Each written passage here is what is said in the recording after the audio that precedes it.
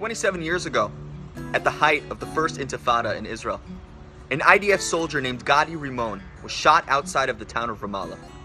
The Arab gunman assumed he was dead and moved on.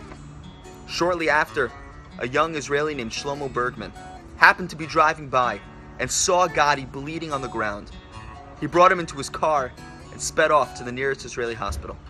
As they wheeled him into the emergency room, the chief resident, Rafi Tekef, called for units of blood, summoned the trauma and surgical staff, and oversaw the procedure needed to save Gadi's life. Shlomo, realizing there was nothing more he could do, decided to go home. Gadi's parents arrived at the hospital minutes after Shlomo left. Several hours later, the doctors told them that the surgery was going well and that their son Gadi was going to survive. 2 weeks later, Gadi returned to his home in Ashdod. His mother, Tamar Rimon, desperately tried to find the boy who saved her son's life, but she had no way of identifying him. She made endless phone calls and hung up signs in the grocery store that they own, as well as in stores throughout Ashdod and neighboring villages. The Rimon family needed to thank Shlomo for saving their son. Almost a year after the incident, Shlomo's mother, Anat Bergman, was visiting friends in Ashdod and happened to stop by the Rimon's grocery store. At the checkout counter, she saw one of the posters and realized that this poster was describing her son. She walked over to Mrs. Rimon, who was working at the store, and asked her who put up the sign. When Mrs. Rimon said that it was her, Mrs. Bergman stared at her in disbelief. "I can't believe you are the mother of the soldier my son saved. Look at me! You don't remember me?" "I'm so sorry," Mrs. Rimon replied, "but I don't believe that I do. Have we met?"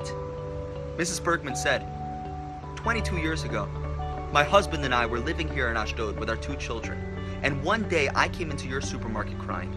I was pregnant at the time, and I was about to arrange with my doctor to end my pregnancy.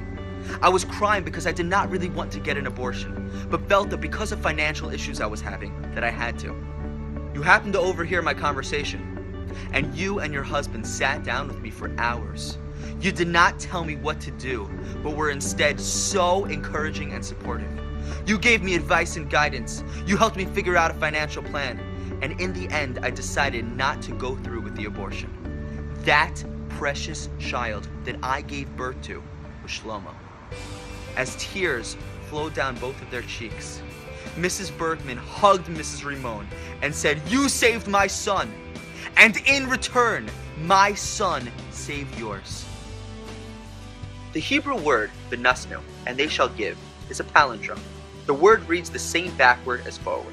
The reason is because giving is cyclical. One who gives always receives in return. In the end, it will come back. You just never know how. Tamar Rimon made the decision to help a complete stranger out of pure care and concern. She did not expect anything back. Yet, divine providence orchestrated that she would receive the greatest gift, the life of her son. Giving to others is one of the greatest privileges that we have in life, and our acts of kindness create ripple effects that impact the world in ways that we can never imagine.